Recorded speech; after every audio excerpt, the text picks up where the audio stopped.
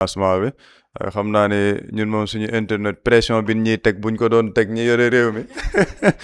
xëy na réew mi dina gën a dox macha allah ñun suñu internet moom duñ ñu may dara mais ñu ngi ci doon wax par rapport ak sujet bi di wax ni effectivement gis nañ benn annonce concernant un financement de 340 milliards de la Banque mondiale à l'État du Sénégal léegi nag il y a toute une communication boo xamante ne moom moo leen entouré communication bi da ngay gis même par rapport ak médias yi wala ñi nga xamante ni ñu ngi génn di wax ñu ngi ne les investisseurs ñu ngi doog a amaat confiance ci état du Sénégal les investisseurs reviennent di investir au Sénégal ba gis naa sax ki nga xamante ne moom mooy ministre conseil du président de la République moom lu jug mu wax naan c'est parce que 2 ans yi ñu génn da affaire yi dafa taxawoon les investisseurs il ne faut pas confiance au slogan dañuy def confiance à des actes concrets moo tax avant de venir sur les 340 milliards peut-être éclaircissement bi ci nekk mooy toute cette communication bi ko entouré c'est une certaine malhonnêteté intellectuelle parce que la Banque mondiale n'a jamais arrêté de travailler avec l'État du Sénégal c'est pas un premier financement de la Banque mondiale boo xamante ni day dem ci État du Sénégal te je pense que par rapport à l'honnêteté intellectuelle il faut rétablir les faits tels qu'ils sont par rapport ak financement yi le 24 juin 2025 il y a eu un communiqué boo xam ne jóge na Washington boo xam ne day concerner la Banque mondiale buy annoncé ni effectivement la Banque mondiale a approuvé un financement concessionnel de 115 millions de dollars pour soutenir les efforts du Sénégal visant à améliorer la viabilité de la dette publique, renforcer la gestion des finances publiques et accroître la mobilisation des ressources intérieures. Ça c'était le 24 juin 2025 Banque mondiale am benn financement concessionnel de 115 millions de dollars boo xam ne dañ ko octroyé à l'État du Sénégal te ci lan la woon pour accompagner État du Sénégal dans leur stratégie d'assainissement des finances publiques ci li nga xamante ne fekkoon nañ ko fi en termes de dette cachée. Ça c'était un financement le 24 juin 2025 te financement yooyu ça portait sur quoi? ñu ngi ne le programme soutient les réformes dans 3 domaines clés. La gestion des finances publiques, la viabilité de la dette publique et la mobilisation des ressources intérieures. Ces efforts sont étroitement alignés avec le programme de réforme plus large du gouvernement, y compris la prochaine série de financements de politique de développement, mooy réforme pour la stabilisation économique, la transformation et la transparence. Bu nit ñi xoolee par rapport à la chronologie, il y a eu effectivement la découverte de la dette cachée avec des rapports qui ont été certifiés. Mu am un plan de redressement économique et social et ce plan de redressement économique et social dañ ko échelonné woon ci benn durée. Léegi diggante 2026 ak 2030 il y avait effectivement benn plan boo xamante ne c'était pour stabiliser notre économie. te ci kaw loolu la ñu njëkk am un financement de la Banque mondiale boo xam ne da doon jàppale l'État du Sénégal ci lan seen stratégie d'assainissement des finances publiques. Donc la Banque mondiale n'a pas commencé à financer l'État du Sénégal en 2026 le 5 août 2026 ce n'est pas ce qui s'est passé réellement. Beneen bi ci am mooy li nga xamante ni ñëw na nii toujours dans l'objectif de rétablir les faits le 6 février 2026 Ousmane Sonko dafa recevoir une délégation de la Banque mondiale boo xamante ne kan moo ko jiite woon le même Ousmane Diagana vice-président pour l'Afrique de l'Ouest bi nga xamante ne moom la le président de la République recevoir démb ba mu ko recevoir ci lan la ñu wax les échanges ont porté sur le partenariat stratégique entre le Sénégal et le groupe de la Banque mondiale avec un accent particulier sur l'alignement des interventions du groupe aux priorités nationales. Waxtaan bi ci lan la woon mooy partenariat bu ñu mën a def avec la Banque mondiale ci lan aligné ko sur les priorités nationales mooy les priorités d'investissement de l'État du Sénégal par rapport ak li nga xamante ne moom lañ fi fekk en termes d'argent ak li nga xamante ne tamit foofu mooy seen priorité. Par exemple le domaine agricole c'est une priorité, l'éducation, la santé ak yeneen ci yooyu lañ doon waxtaane et ça c'est le 6 février jamono ji ñu ngi defe naa le 5 ou le 6 août. Donc présenter la chose comme si les investisseurs dañuy doog a ñëwaat au Sénégal parce qu'il y a un nouveau gouvernement bu joxe, ce n'est pas la réalité des faits. La Banque mondiale travaille avec l'État du Sénégal depuis 2024 te beneen encore le 18 mars 2026 suite à la visite bi nga xamante ne Banque mondiale def na ko rencontrer le premier ministre Ousmane Sonko, il y a eu beneen financement boo xamante ne ñu ngi ne la le groupe de la Banque mondiale approuve un financement de 135 millions de dollars pour renforcer le système de santé du Sénégal et élargir la protection financière des populations vulnérables. Lii encore on était en mars 2026 et il y avait un financement boo xamante ni c'est à hauteur de 135 millions de dollars pour lan le système de santé au Sénégal ñu ngi ne avec toujours un communiqué émanant de Washington boo xamante ne c'est le 18 mars 2026 ñu ne la Banque mondiale a approuvé un financement de 135 millions de dollars pour renforcer le système de santé sénégalais, améliorer la prise en charge sanitaire des femmes, des enfants et des adolescents et assurer une protection financière aux populations vulnérables. Loolu mu ngi dem ci ban projet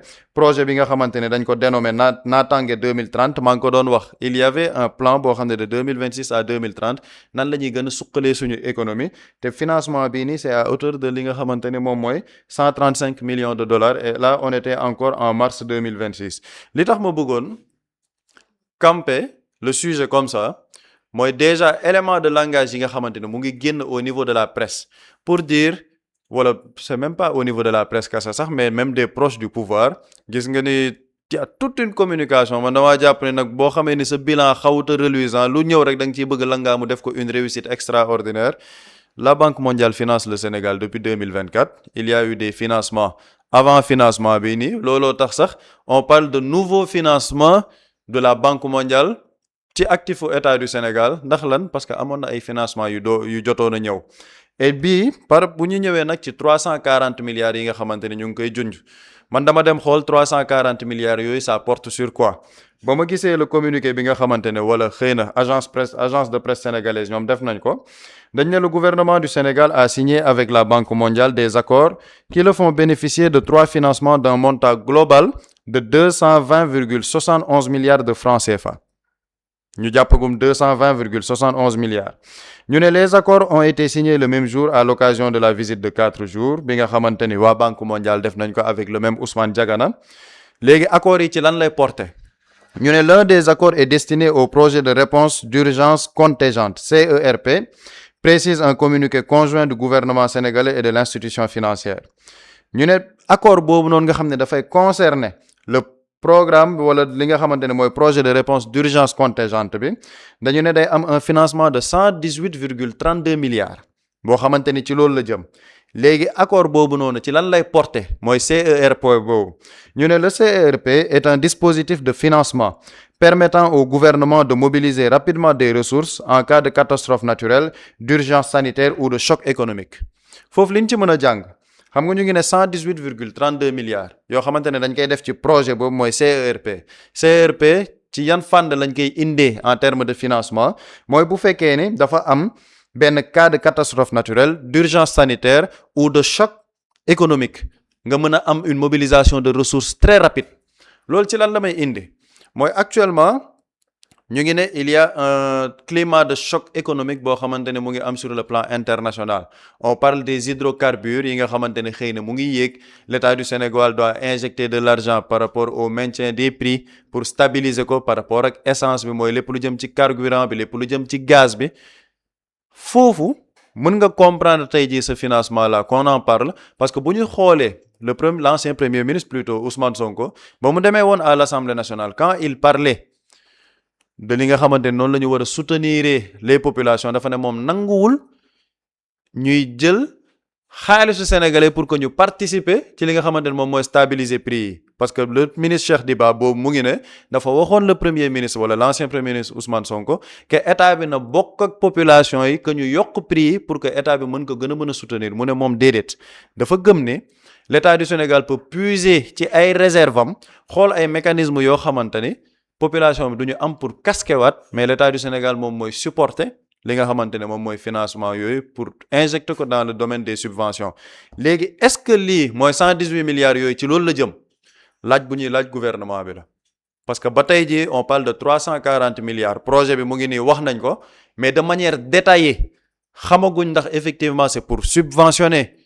le choc économique bi nit ñi di dund par rapport aux hydrocarbures et la guerre bi nga xamante ni mu ngi am ci États-Unis ak Iran il n'y a pas encore d'information claire par rapport à ça et loolu laaj bu ñuy laaj gouvernement bi la par rapport ak programme bi nga xamante ni wax nañ ko muy le CERP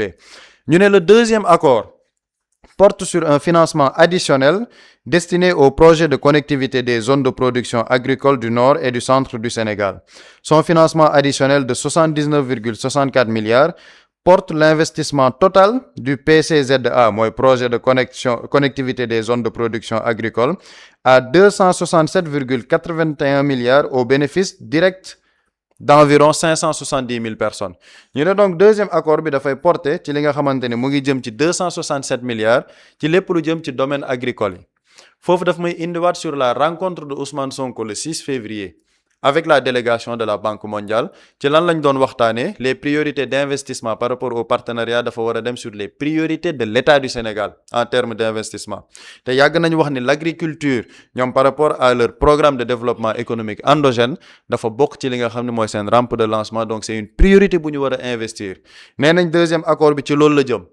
on pose encore des questions au gouvernement pour savoir est-ce que effectivement ci loolu la jëm parce que c'est très important ñu koy leeral sénégalais ndax ce qu'il y a à éviter mooy ñu politiser le financement kii naan waa lii dafa nekk financement bu extraordinaire le président Diomaye mu ngi liggéey c'est magnifique 340 milliards kële ne non de toute façon Ousmane Sonko mu ngi doon def li le débat nekkul foofu débat fi mu nekk mooy financement bi ci lan la jëm ban njëriñ lay am ban njeexital lay am ak ci lan lañ koy dugal ñu ne troisième accord parce qu'on parle de 3 accords ñu ne le troisième accord fait bénéficier le Sénégal d'un nouveau financement destiné au projet de développement économique de la Casamance et de l'Est du Sénégal, PDEC. Le montant est de 22,75 milliards. ñu ne financement yooyu ci loolu lay porter donc loolu effectivement gis nañ il y a un troisième financement de 22,75 milliards léegi boo xoolee ba ñu tënkee loolu noonu yépp nag ci fin communiqué bi ci la ñu ne le portefeuille des engagements de la Banque mondiale au Sénégal est de 340 milliards de francs CFA pour cette année mooy année 2026 bu ñuy wax ce montant comprend les financements déjà accordés en 2026 parce que sànq maa ngi koy wax il y a eu déjà des financements le 18 mars 2026 boo xamante ne amoon na fi au Sénégal et ceux dont le pays bénéficiera pour le restant de l'année donc fii liñ fiy jàng mooy les 340 milliards yi ñuy wax ça prend en compte les financements yi ma waxoon sànq le 18 mars par exemple le 18 mars financement bi ñu waxoon à hauteur de plus de 100 millions de dollars ci 340 milliards yi la bokk donc 340 milliards c'est un portefeuille annuel boo xamante ni ça prend en compte investissement yi jot a am ak investissement yi nga xamante ni mu ngi ñëw am mooy sur les 3 accords yi nga xamante ni junj nañ ko par rapport à leur communiqué man nag benn importance laa ci gis mooy li may wax débat bi fi ñu ko war a orienter man j'ai peur bu ma gisee des proches du président de la République di célébrer un financement de la Banque mondiale lu tax ma naan j'ai peur parce que boo xoolee de manière chronologique nga dellu ci yenn discours yi nga xamante ni yenn ministre jël nañ ko Serigne Gueye Diop qui vient nous dire que la restructuration de la dette weddi wuñ ko même si le ministre des Finances après def na communiqué Abdourahmane Diouf qui nous dit que souveraineté bi ñu doon wax le souverainisme à la base c'est une idéologie bu ñuy partager mais c'est une idéologie populiste boo xam ne dañ ciy génn rattaché ko au discours de Ousmane Sonko ba mu demee fële ca Touba ne premier ministre Alamine Lo defoon na benn réunion boo xamante ne dañ ne ñoom dañuy privilégier li nga xamante ne mooy le climat des affaires man boo defee une corrélation ci discours yooyu noonu yëpp je me pose des questions par rapport à la souveraineté ci régime bii nga xamante ni nekk na fi parce que c'est très très important qu'on prenne en compte yenn affaire la Banque mondiale mooy une des institutions yi nga xamante ne mooy li ñuy wax les instruments de Bretton Woods avec le FMI est-ce que la Banque mondiale tey jii mën nañ ne développer na réew wala FMI développer na réew man je ne le pense pas ñun fi ñu war a xool par rapport à notre économie moo tax ma ni li may poser question ci gouvernement bi yii nii yëpp mooy investissement yooyu fan la jëm lan moo tax ma naan fan la jëm est-ce que ce seront des investissements de consommation wala des investissements de production parce que loolu par rapport en économie c'est très très différent des investissements de consommation mooy lan am na dette bu ñu fi fekk pour refinancer la dette dañuy dem lebi ji pour fay ay bor foofu tu es en train de t'endetter pour payer ta dette tu n'es pas en train de t'endetter pour constituer benn environnement boo xam ne tu crées de l'économie da ngay créer de la productivité parce que économie boobu ngay créer moom moo lay dem permettre ba tey ji nga mën a am une souveraineté par rapport à l'agriculture par rapport ak yeneen domaine le domaine halieutique par rapport à nos ressources naturelles mooy le pétrole ak yeneen ndax fan yi dégg nga ñu def le rapport par rapport ak Woodside li nga xamante ne am na ko en termes de revenus on parle de plusieurs centaines de milliards l'État du Sénégal amul en 2026 lu ëpp revenu 60 milliards ci pétrole bi et pourtant Woodside est en train de faire des revenus de plus de centaines de milliards ça pose un problème ci suñu modèle économique léegi financement yi ñuy jot est-ce que ce ne seront pas des financements yoo xam ne day gën a yokk suñu dépendance wala pas yokk ko sax dellu si waat ñu ci dépendance ci instrument Bretton Woods? C'est une question qu'on pose au gouvernement. te loolu le principe bi war a nekk ci diggante bi mooy la base de la souveraineté. On nous a parlé de souveraineté économique. On nous a parlé de modèle de développement endogène. Modèle de développement endogène boobu mooy yaakaar teranga. gars yi dinañ ñu bëgg nañ yaakaar teranga, mais c'est parce qu'on pense que yaakaar teranga mën na développer le Sénégal. yaakaar teranga ndax dañuy continuer dans la nationalisation wala dañuy dem uti ci beneen major bu dugg. ICS, on parlait de nationalisation pour les phosphates nga xamante ne mën nañ ci dem ba def de la production d'engrais. Le ministre, quand il nous dit que renégociation buñ ci amee 30%, c'est bon pour l'État du Sénégal, ça met en cause souveraineté bi ñu doon bëgg avec la production d'une économie endogène. Foofu moom mooy le véritable sujet bi gars yi war a pointer du doigt. mooy tey ji financement yi yëpp c'est bien, ok 340 milliards, ok te 340 milliards gars yi ñu ngi koy tudd de manière extraordinaire. booy def parallèlement les diaspora bonds yi Ousmane Sonko demoon lijjanti, c'était plus de 400 milliards. Le Sénégal a mobilisé plus de 1000 milliards en 2025 en 2025 par rapport ak lan appel public à l'épargne. C'est des modèles de financement yoo xamante ne ci marché local bi la. Différent des financements qui viennent des instruments de Bretton Woods. Donc est-ce que nekkuñ ci économie boo xam ne dañuy gën a dépendre loo wala delloo si waat ñu ci dépendance ci instrument de Bretton Woods yi? Est-ce que ça ne met pas en péril ñun li nga xamante ne ñu ngi ko doon liggéey par rapport à une économie endogène, moomaat suñu bopp suñuy ressources ñu réapproprier ko pour mun a créer une économie productive? Parce que ñu ngi wax monnaie. balaa ngaa egg ci monnaie, il faut que nga am une économie compétitive, parce que ce n'est pas la monnaie qui fait l'économie, c'est l'économie qui fait la monnaie. Donc tey jii nag loolu noonu yëpp moom mooy le véritable sujet ak enjeu bi ci nekk, et loolu leen rek moo ko mën a leeral, mais que le gouvernement s'explique. ñun suñuy wax par exemple déclaration de politique générale yu mel nii moo tax ñu naan déclaration de politique générale, parce qu'on veut que le premier ministre Aly Ngouille Ndiaye nañu finances yi fii lañ ci jëm.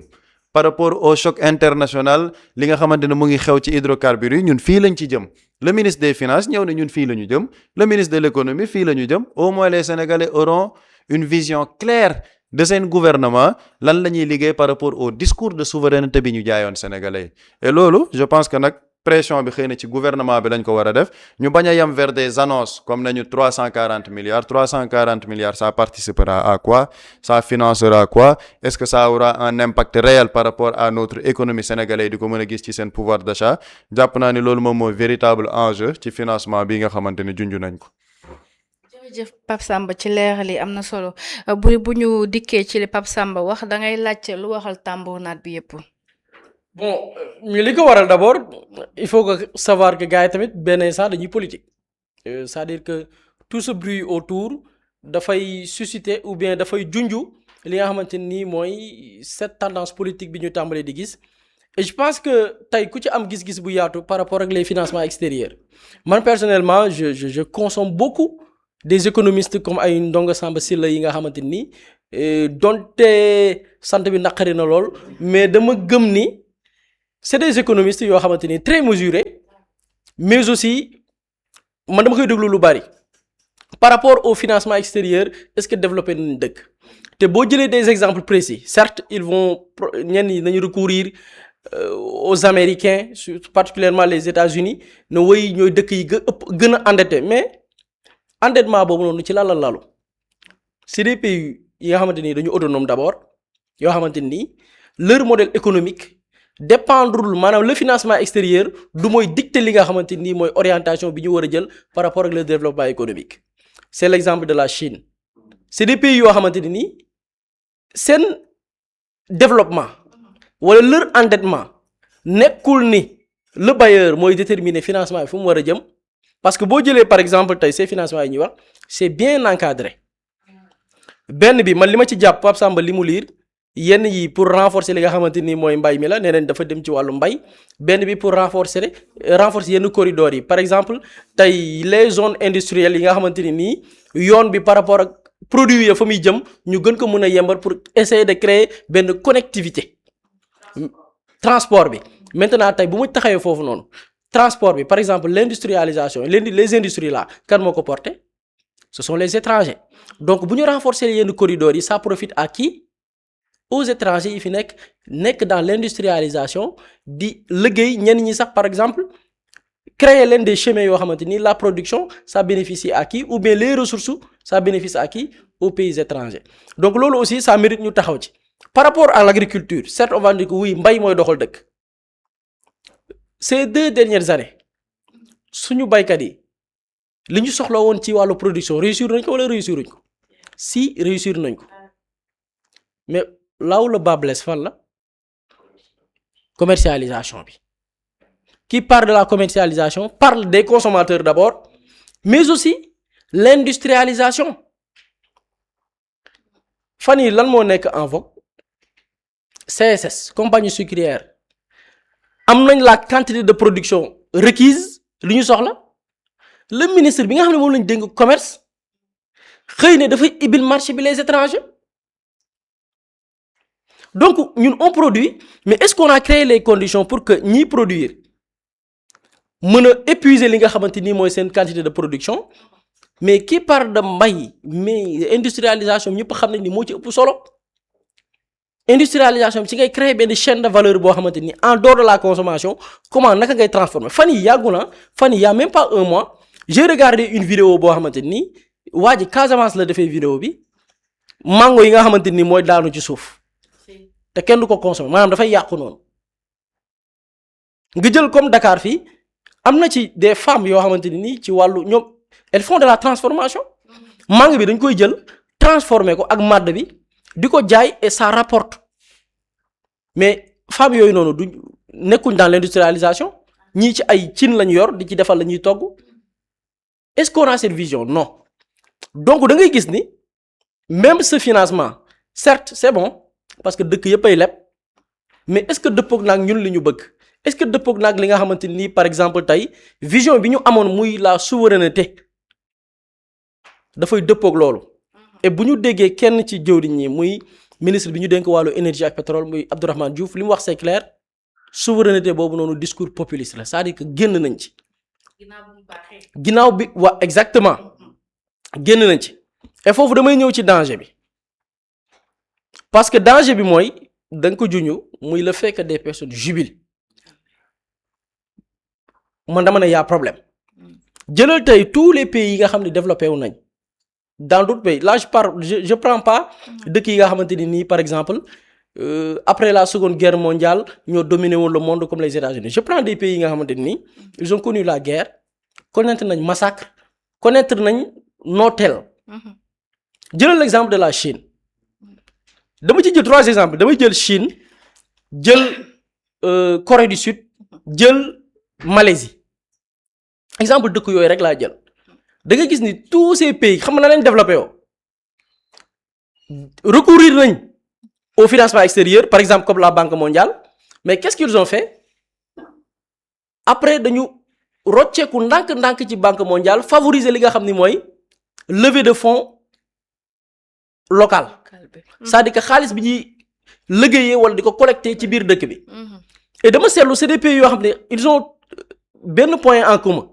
mooy dañ ne leur développement lan moo ko porté une forte industrialisation ça c'est des pays yoo xam ne ñëw ne ok dañuy bàyyi rek pour lekk mais dañ ne nu ñu favoriser li nga xam ne mooy industrialisation damay taxaw ci industrialisation boobu ñun qu'en est-il ñun de notre côté ci période Magal dama ci waxtaan ak benn kilifa gu Babacar mën naa ko citer sax Babacar Mangara muy joxe l'exemple de la Chine naka la industrialisation parce que bu ñu industrialisation ce n'est pas seulement li ñuy consommer de mais la production par rapport ak tey dem ak dikk bi la Chine qu'est-ce qu'ils ont fait bi ñu commandé des avions certes xam nañ ne amuñu expertise bi xamuñu nan lañ koy defaree qu'est-ce qu'ils ont fait modèle bi ñu proposé fournisseur bi day ñëw implanté wu Chine dans son implantation dans la production des avions dafay former des Chinois bu ñu paree Chinois yi ñoom am expertise ci defaru avion bi ci Chine noppee qu'est-ce que lan lañ def ñooy defaral seen bopp avion fan yi lan nga dégg terre bi par exemple ñun terre bi on avait la possibilité avec terre bi l'entreprise française bi gagné marché bi tu formes des Sénégalais ñu mën a defar terre rëcc nañu jamonoy Macky Sall mais ci nguur gi nii nee na dina dem Thiès dina dem dans d'autres zones est-ce que xalaat nañ l'expertise locale xoolal dañuy parewaat benn sénégalais du mën a defar terre lii dafa bokk ci industrialisation est-ce que ñu ngi ci nekkuñ ci même d'autres entreprises bu ñu ñëwaatee ñoom ñoo ñëw fournir ñu li nga xamante ni mooy les produits yi ñu soxla mais en contrepartie ñun est-ce que am nañu expertise bu ko mën a defar mënuñu ko on va nous parler oui les matériaux nangam matériaux yi xam nga la da nga koy importer c'est-à-dire nit ki boo amee expertise même bu ñu mënagul defar matériaux yi da nga importer les pièces yi nga soxla nga defar ko avec l'expertise locale nekkuñ ci loolu da nga gis ni dëkk yi développé yëpp nii la ñu jaar ay Chine Corée du Sud Malaisie dañu créer une forte industrialisation wàññi seeni leb au niveau de la Banque mondiale en l'espace ci quelques années xoolal seen développement c'est moins de 50 ans ñu commencé gis des résultats ma jëlaat ci beneen exemple ma jël Afrique par exemple ay pays comme Botswana ci lan la ñu recourir ñoom dañu ne dañu wàññi suñu leb bitim réew mais nañu miser beaucoup plus sur les ressources naturelles ñu miser sur le diamant fexe ba alal jooju di tukkee ci ressource naturelle bi ñu injecté waat ko ci économie bi wàññi suñuy bor mais financer suñu bopp par rapport ak les ressources yi nga xam ne ñu ñoo koy créer suñu les richesses. jëlal l'exemple du Sénégal actuellement fan yi kan lan moo nekk le débat le ministre du commerce et des industries taxaw toog télé di am fierté ci ne ICS léegi 15% lañ ci amoon léegi am nañ ci 30%. di ko ndamoo nag xoolal di ko ndamoo parce que am na beneen 15% bu ñu ci yokk mu ne ndam la tala ko la possibilité ICS boobu noonu développer Sénégal ba faw nga moomal lépp sa bopp. moomal sa bopp ba doo soxla di recourir tey bu la Banque mondiale dimbaliwul doo ci génn doo ci nekk di tàcc wala di jubiler yaakaar teraanga effectivement est-ce que dañuy dem tey vers la nationalisation non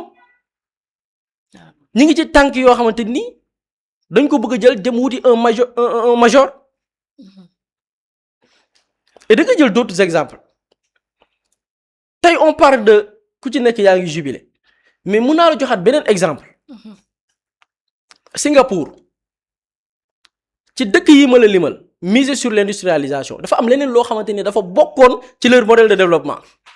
c'est-à-dire que wàññi li nga xamante ni mooy leb bi bitim réew mais miser ci benn mbir bi gën a am solo muy lutter contre la corruption. guerre bi. gars yi dañuy wax Singapour son modèle de développement et tout mais li ci ëpp xam la lañ ko xeexee xeex guerre sàcc boobu noonu jëlal fii Sénégal qu'en est-il de la situation actuellement. ñenn ñi ñuy tudd ñu ngi jéem a wut duñu transhumer. ñenn ñi ñu ngi leen di recevoir xoolal on parle de suqali économie bi on reçoit des personnes au palais ñi nga xam ne ñoom bokk nañ ci ñi nërmeel économie bi. ñu ko suuxal parce que ñoom ñooñu noonu ñu recevoir pour suqali économie bi ñoom ñoo baal ay entreprises yu doon gagner des milliards ici et puis loolu moo gën a dangereux. xam nga tey on jubile pour des centaines de milliards. ñu ne la entre 2019 et 2024 li nga xamante nii mooy les dépenses fiscales li état baal ay entreprises fii nii c'est des milliers de milliards yooyu noonu bu ñu toppoon ñi ko def ñu rek Sénégal dina am alal ju takku joo xamante ne nii dafay dugg ñun ci suñu gafak. C'est sûr. mais qu'en est-il de la situation ces mêmes personnes ñoom la ñu recevoir palais na ñoom ñooy soxali économie bi donc da ngay gis ni y a paradoxe certes kenn waxul ni dëkk du leb mais leb bi ci boppam na wékku ci li nga xamante ni mooy yoon wa dëkk wa jaar ngir moom boppam Sénégal malheureusement dañu jël terme moom sa bopp léegi nit bu ko yëgatee dama ko déglu benn rajo di ko wax ñaar di ci wax ils sont sérieux ces gens là di ko wax ils sont sérieux waaw président ni mu def nii la réew boo bëggee suqaliku mu waroo wan dëkk diw ginnaaw si état d'esprit boobu lañ to alors que y a des modèles y a des pays yoo xam ne génn nañ ci. te sa dëkk sax moo pour ressources dëkk yooyu. mais foofu dëkk yooyu si stratégie par exemple France amuñu ay ressources yu bari. France actuellement amu fa dara. amuñu dara mais France ci lan lañ miser sur la stratégie. sur l'Afrique. France loolu mën a waxal pexe dañoo bari pexe. ñoom pexe moo leen dugal au niveau des 5 membres permanents du conseil de sécurité de l'ONU pexe kese moo leen ci dugal noot ay dëkk. Sénégal yow yamal ci mbayum gerte yow Kariwaar yamal ci cacao bi léegi bu ngeen bàyyee ñu ne oui on a la souveraineté on produit mais produit bi est-ce que yow yaa ngi industrialiser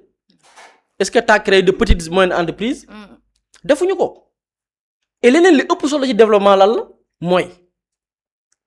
favoriser li nga xamante ni mooy créer mais des conditions fiscales yoo xamante ni dafay douce. Un pays comme Singapour mise nañ ci loolu créer des conditions yoo xam ne la création d'entreprise dafay yomb avec un régime fiscal boo xamante ni dafay yemb ci ñëpp tey est-ce que ñu ngi ci loolu. tey nekk doxandeem ñëw ñu dafa la des avantages moo ëpp fuuf nga nekk Sénégal créer sa industrie koo ci gis mu créer entreprise danaa lañ ma état jàppale fan laay wutee link pour que ma am ñu dimbali ma par rapport ak tey industrialisation bi nga xamante ni maa ngi koy def. Donc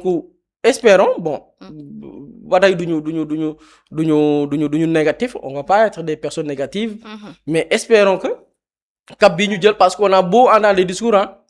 mais les discours dans la matérialisation est-ce que dina porter leurs fruits on essaie de voir di xool di nemmeeku mais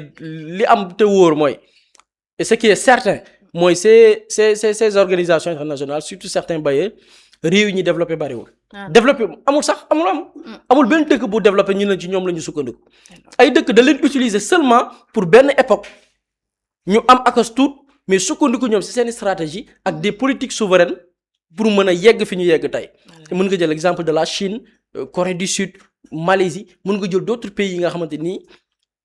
ca njëlbeen boo leen jëlee fi ñu tàmbalee c'est des pays yoo xamante ni bu ñu yaakaaroon ni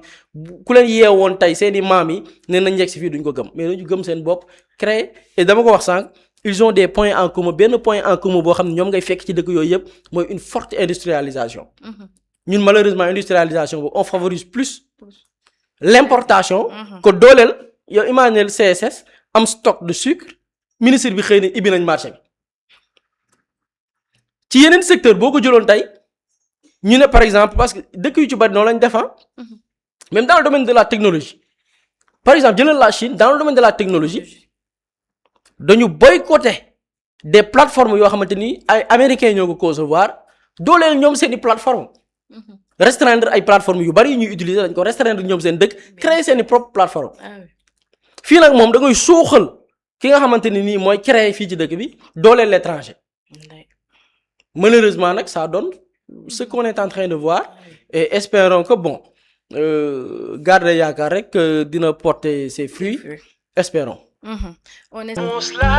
Muslay Immo Sénégal moo ñëw taxawu leen indi ay saafara ci jafe-jafe yi ngeen di dund ci wàllum immobilier yow mi bëgg a jënd terrain yow mi bëgg a jënd kër wala tabax jokkool ak Muslay Immo da nga am sa kër bëgg ku la ko terrasseel wala nga am sa tool bëgg ku la ko lotiseel defal la ko ay terrain Muslay Immo daf leen koy jàppandil gunge leen ci anam gu mucc ayib ku am sa kër itam te nekkoo ci biir réew mi bëgg ku la ko toppatool gérer la ko Muslay Immo moo ci gën a gaaw gën ci wóor yow mi bëgg a defaraat sa kër wala nga bëgg a toxu te bëgg ku la ko nettoyer ba sax nga bëgg a defar plan architecte plan béton armé wala nga soxla ay conseil ci wàllum immobilier contactel Muslay Immo Sénégal ci 77 887 25 13 77 887 25 13 man ngeen itam abonné ci seen YouTube bi di Muslay Immo Sénégal ngir yeneen i xibaar ak Muslay Immo Sénégal jaaxle jeex na ci wàllum dëkkuwaay.